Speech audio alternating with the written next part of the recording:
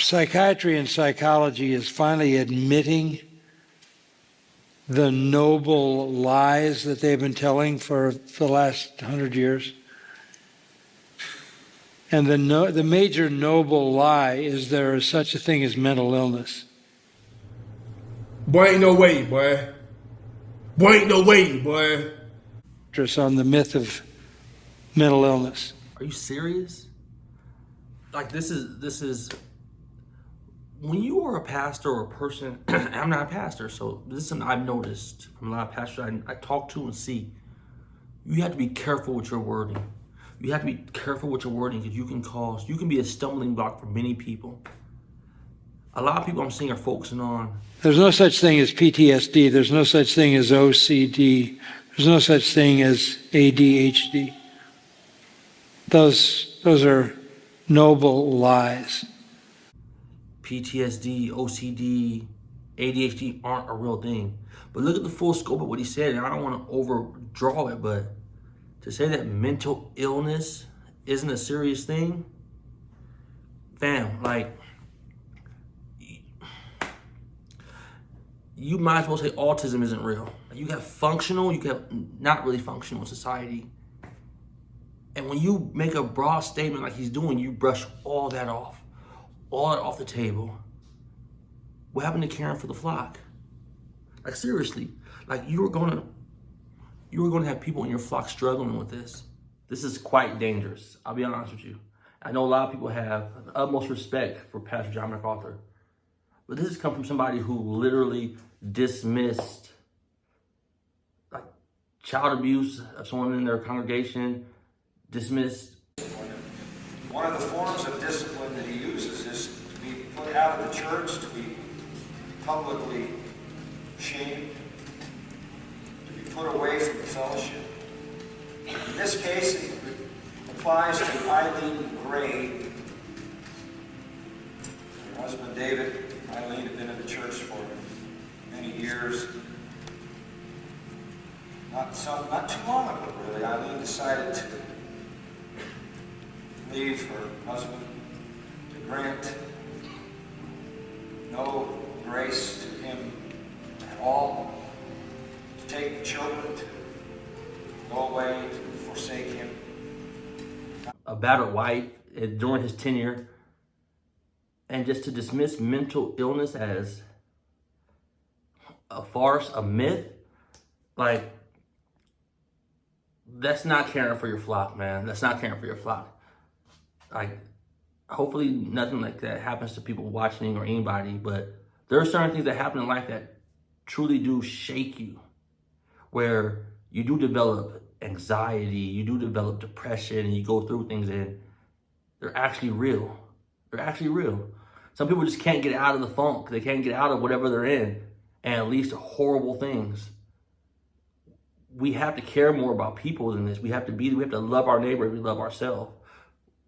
Just because you don't go through it, you might not understand it. Another thing that's funny is so currently we have this thing called a transgender going on, you know, and I guarantee if you talk to him, he's against that. I guarantee you. Do he think that people choose to struggle with this type of mental illness? And I hate the word that way because I know it's controversial. Is it a mental illness? Is it not? But as he lists in this little clip right here, it is a kind of extreme isolation that can be no more extreme. You can't get more extreme than saying, I am not who I actually am. You think someone in the right frame of mind would choose this as if it's just a behavioral pattern? Now, it's a delicate thing because, yes, people do excuse miscellaneous things with children's behavior, the way people act, and write it off and give the excuse of mental illness and things of that nature. That doesn't mean it's not real in some certain cases. It doesn't mean people don't struggle. It doesn't mean PTSD isn't real. It doesn't mean depression isn't real. Like, we live in a fallen world. We live in a fallen world, and things happen that drastically impact you. There's people who do something in life, go through something, and it changes them for the worse. For the good also sometimes. But people who struggle with these things, and when you totally dismiss it, you're not helping them, man. Like, you're not helping them. You're actually sending them down a path to combat it alone, that no one believes this is real. This is a myth. This is just me in my head going through this stuff. Nah, man, like, you have to care. You have to care. You can't, and it's so sad because, like, it's so many people that look to you for guidance. And the list I mentioned earlier about things that have happened and the constant dismissal of them, it's sad. It's sad. Especially when you firsthand see it. You don't go through it yourself, maybe. You don't go through it. But you witness and walk with somebody struggling with these type of things. And this is how you handle that? Like, honestly, it truly makes no sense. It makes no sense. Now, I do agree, this is what I'm saying, to the point of the pharmacy industry is just carte blanche, just diagnose anybody to get that bag. Noble lies to basically give the excuse to, in the end of the day, to medicate people. And Big Pharma is in charge of a lot of that. I agree with that. That is real. But you can't go from one ditch and hop in the other ditch and say none of this exists, none of it's real. I don't know how many people of you know somebody that struggles with autism or mental illness. And I'm not gonna limit it. Like, people they're just focusing on 3 examples he did. Some of the examples you could tell, like, he went from PTSD to giving medicine to the kids. Like, that was a hell of a transition. Like, But if you clinically define that, you can give them a pill, a series of medications, and they end up in LA homeless on the sidewalk. This is in regard to children, it's the most deadly thing that's been unleashed on children, medication. come on, bro. Don't try to guilt or emotional draw people in. Now, as far as PTSD, If you understand, take PTSD for example. What that really is grief. You are fighting a war, you lost your buddies, you have a certain amount of survival guilt because you made it back, they didn't. How do you deal with the grief? Grief is a real thing. But grief is part of life. And if you can't navigate grief, you can't live life.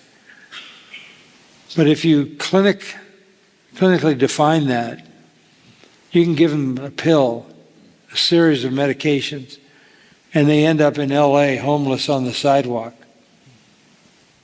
it's not just people at war, bro. You have to look at the actual definition. Like, he is a well-studied, well-alert man. He knows what he's doing. I hate to say it like that. I believe in best construct. And he knows what he's doing. Like, there's people who suffered rape, who still struggle, have quote-unquote PTSD from that traumatic experience in their life. Like, there's people who go through, who see horrible things or witness them and can't get past it. And to say it's just sadness or just trauma, no, they are struck to the core. And their faith in Jesus, for a lot of them, get them through to look for a better tomorrow. But let's not downplay that their mental health has been affected and impacted, and the label someone put on it to diagnose this real thing is PTSD. I have a friend who went to war. Regular dude, functional and everything. Still is impacted by it. Wakes up with tremors at night, flashbacks and things like that. Should we just ignore it? Should we just ignore it? The care for the flock is not there. It's not present in this. I don't know what the angle is, and I hate the way people just sit there around this dude, anybody, not just because it's MacArthur, any of these dudes, they sit there and hear this stuff and just... And the major noble lie is there is such a thing as mental illness. Yo, idolatry is a hell of a drug, bro. Idolatry is a hell of a drug. And now one part, because I don't like just bashing somebody, so I actually went and watched the whole video. It's short. I'll put the link in the description.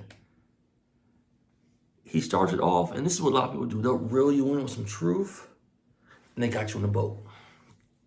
So he starts off talking about how But this culture has taken it a step further, and they are now targeting children. The homosexuals say, we're coming after your kids. They're not trying to protect them. They're targeting them in the schools. They're targeting them through the media.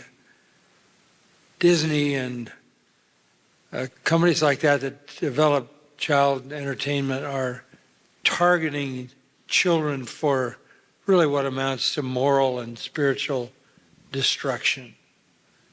LGBT and other things are targeting our kids. And Disney and this, they're targeting them with an agenda. He's right.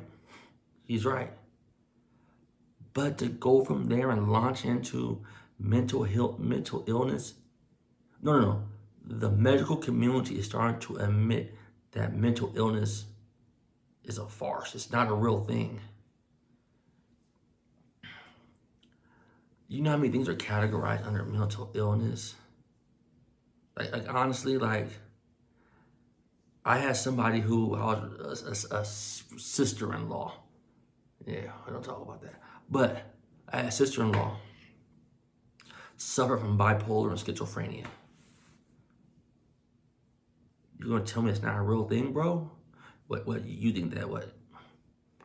I mean, I know people who follow MacArthur aren't charismatic, so I know you're not gonna say, pray it away, are you? Like, it's funny how these things come full circle. Like you're sitting next to Costi Hinn and his dad, or his uncle's Benny Hinn, who's known for that type of stuff. Get a jacket and throw it and people fall out. Talking about he'll make people heal and this and this. And you'll call that fake. Because he can't heal that. But now you're on the other side of the fence, just denying people struggle. Denying people struggle. How about you point people to Christ? How about you point people to Christ? How about you understand people's struggle? Even if you can't relate to it, you respect it and you can say, I understand you're going through a hardship. I can't relate. I have questions. But I know there's somebody by the name of Jesus who can assist you. You might never get through it. Maybe go to counseling, get help, go to therapy, talk to people. Just know you're not alone. You're not alone. This one right here really shook me because I know people in my family who struggle with this type of stuff. People who have committed suicide, various things. And for someone just to brush it off. And don't get me wrong, I do agree that kids are being peddled. Just ship drugs for money. I do agree with that. But you can't go this far. See what he can do in the midst of unbelievers, on the leading edge with his word, his power, his grace, and his mercy. For God's sakes, we're Lutheran. This is what we know.